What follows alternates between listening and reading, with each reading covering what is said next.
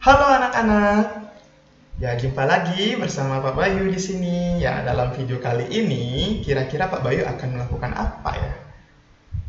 Nah, sudah ada gambar, sudah ada rekamannya Pak Bayu juga. Nah, kira-kira Pak Bayu akan melakukan apa?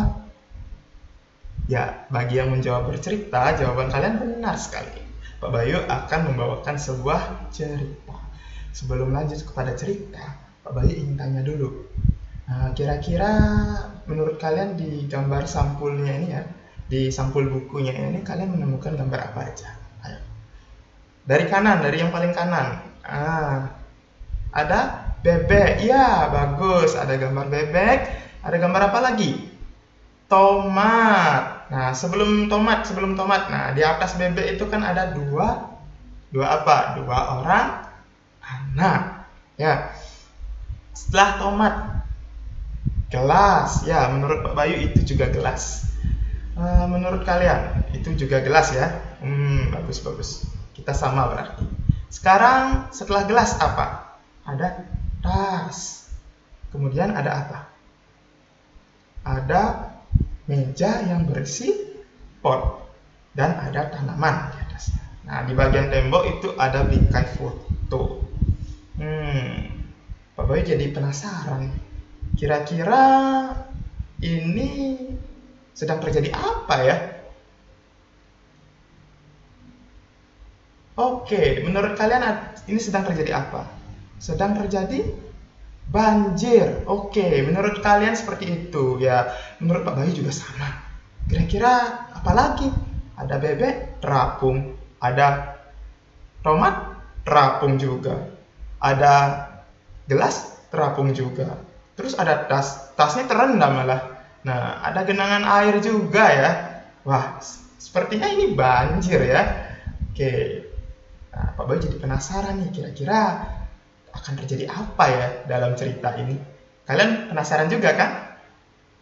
Ya, bagus. Nah, kalau kalian sudah penasaran ya, supaya kita cepat ke cerita, nah Pak Bayu ingin sampaikan dulu beberapa hal.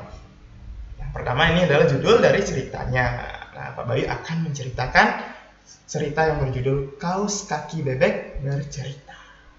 Itu ditulis oleh Ida R. Yulia. Kemudian ilustratornya adalah Matahari Indonesia. Ilustrator itu adalah yang membuat gambarnya, ilustrasi. Nah, gambar-gambar yang ada di video ini ya, gambar anak kecil, bebek, ya, dan seluruh latarnya itu dibuat oleh sang ilustrator. Dan buku cerita ini diterbitkan di Kemendikbud. Bagus ya. Untuk melanjutkan ke cerita, supaya kalian tidak bingung dengan kata-kata yang kalian jumpai dalam cerita ya, ada dua kata yang harus kalian pahami artinya, yaitu genangan dan awet. Yang pertama genangan. Genangan itu berarti persis seperti gambar sampulnya ini ya. Ada air. Nah, airnya ini berada di suatu tempat ya. Menggenang, itu disebut genangan air.